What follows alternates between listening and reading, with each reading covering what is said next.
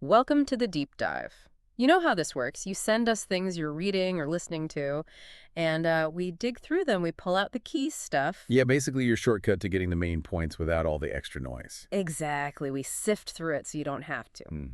So today we're diving into something I think a lot of you are really interested in. How to make your spoken English sound, well, more natural. Less like you're reading from a script. Right. Not so textbooky. Yeah, exactly. You sent us a great resource. It's a conversation between Adam and Haley from Sounding Natural in English. That's the one. It's part of that English Learning with Podcast for Learners Yeah, series, and it's actually like full of really practical tips. it really is. So our mission, pretty straightforward today. Yeah. Unpack that chat and give you some solid, usable tips, things you can actually do to sound less robotic. And more. Well, more you, just speaking English comfortably. Because we've all felt that, haven't we? You know the grammar's right, but it just sounds stiff or maybe too formal. Absolutely. It's that gap, isn't it, between knowing the rules and actually like feeling relaxed and authentic when you talk. Yeah. That's what we're bridging today. Okay, let's get into it. The first big point Haley makes, and it's pretty fundamental. Yeah. It's that sounding natural isn't just about perfect grammar. It's actually more about how you say things. Right. The style, the flow, those little everyday phrases people use without thinking. Exactly. The goal, she says, is to sound relaxed, to make the language just kind of flow. It's interesting. It shifts the focus, doesn't it? Away from just pure, like, grammatical accuracy. Totally. It's more about, I guess, communicative ease. Like, think of cooking. You can have the best ingredients, right? But how you put them together, how you serve it, that makes all the difference. That's a great analogy. So it's about sounding effortless. Effortless, yeah. Relaxed. That's the vibe. So first practical step, Haley mentions contractions. Ah, yes. Good old contractions, absolutely key. So things like I'm not, I am. Exactly. Or you're, instead of you are, don't. Instead of do not. You know, the short forms.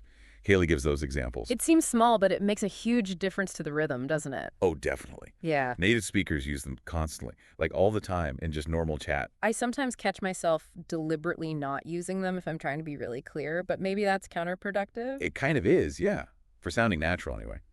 Using the full forms can sound a bit stiff, maybe overly formal. Think of contractions as, like, relaxing your verbal posture. I like that. Verbal posture. Yeah. So if you notice you always say I am, you are, that's a really simple, powerful thing to change. Start using I'm, your. Okay, simple but effective. Got it. Now, building on that idea of ease, Haley also talks about sentence length, keeping things concise. Right. This is a big one, too. In everyday conversation, people tend to use shorter sentences, less complex structures. Which makes sense. It's easier to follow. And it mirrors how we think, often. Quick thoughts, direct points. She gives that example, comparing, I'm going to the store now to buy some things. Yeah, that sounds quite formal. Right. Versus just, I'm going to the store. Much more natural. Much more natural. The first one feels like an announcement. Exactly. So the principle's kind of simpler is often better, especially for just chatting. Keep it simple. Okay, now this next one might feel a bit weird at first. Using fillers, like, and, Yeah, strategically, though. Strategically. Okay, explain that, because we're often told to avoid them, right? We are, especially in formal speaking. But Haley points out their actual purpose in conversation. They give you a moment to think. Okay. So they fill the silence while your brain catches up. Precisely. Without those long, awkward pauses. And actually, they can make you sound more relaxed, less like you've rehearsed everything perfectly. So those little, or well, or even like, they have a function. They do. But, and this is important, she definitely warns against overusing them. Right. Too many likes and can be distracting. Totally. It's like seasoning, Yeah. A little bit, good. Too much, ruins the dish. So, a few here and there. Yeah. Makes you sound less stiff, overdo it, and it sounds, well, hesitant or unfocused. Okay, moderation is key. Got it. Moving on. Injecting emotion. Haley says this is crucial. Oh, absolutely. This is about bringing the words to life. It's not just what you say, but the feeling behind it. So using your tone of voice, inflection. Yeah, showing excitement or sadness or surprise or whatever it is, it makes you sound engaged, human. She uses that great example, saying, I love ice cream, totally flat. Yeah, it sounds pretty boring. Versus, I love ice cream, with some energy. Exactly. Same words, totally different feeling. And she has a neat little tip, too. Oh, yeah. Just try smiling while you speak. It actually changes your tone, makes you sound warmer, more positive, often without even trying. Huh. Interesting. I'll have to try that. Okay, now for something that feels a bit more advanced, maybe. Idiomatic phrases. Ah, idioms. Yeah, these can really take your naturalness up a notch. So these are those common, casual expressions. Right, where the meaning isn't obvious just from the words themselves, like, Haley gives some good ones. It's a piece of cake, meaning it's easy, Yep, or I'm feeling down. meaning sad, and break a leg. Good luck. Usually for performers, but yeah. And hang in there. Don't give up. Keep going. Exactly. Using these common ones correctly makes you sound much more kind of integrated into the language, you know?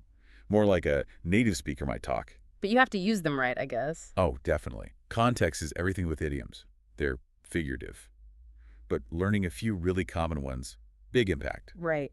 Okay, so we have all these great tips, but just knowing them isn't enough, is it? Haley talks about practice, real conversations. This is where it all comes together. You have to actually do it. She suggests things like language exchange apps or just finding opportunities to chat with native speakers. Putting it into action. Yeah, that's where you experiment, get feedback, build confidence. And it's okay to be nervous about making mistakes, right? Yeah. That's part of it. Totally normal. Hmm. Haley's point is, don't let the fear of mistakes paralyze you.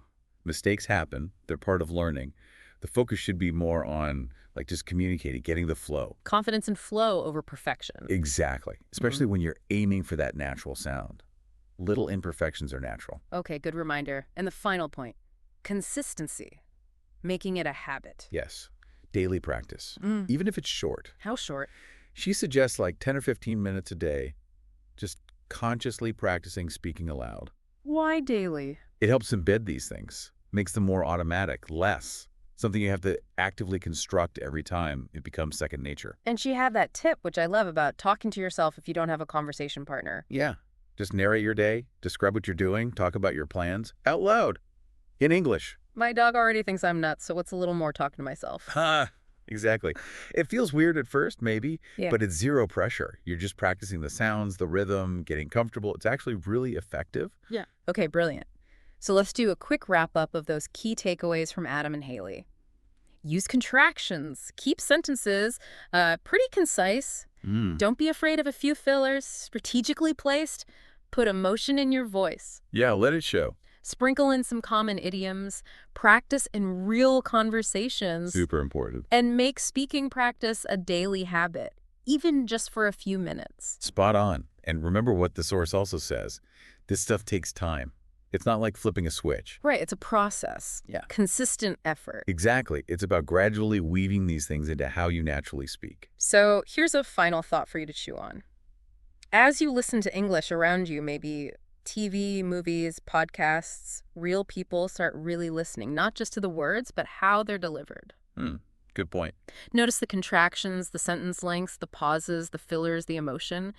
Actively observe how native speakers use these things naturally. Yeah, it's like training your ear, isn't it? You start to pick up on those subtle rhythms and patterns, and then you can start trying them out yourself. Exactly. Become an observer. It'll deepen your understanding way beyond just this deep dive. Great advice. Yeah. Active listening leads to more natural speaking. Well, that's our deep dive for today. Thanks for joining us. Catch you next time.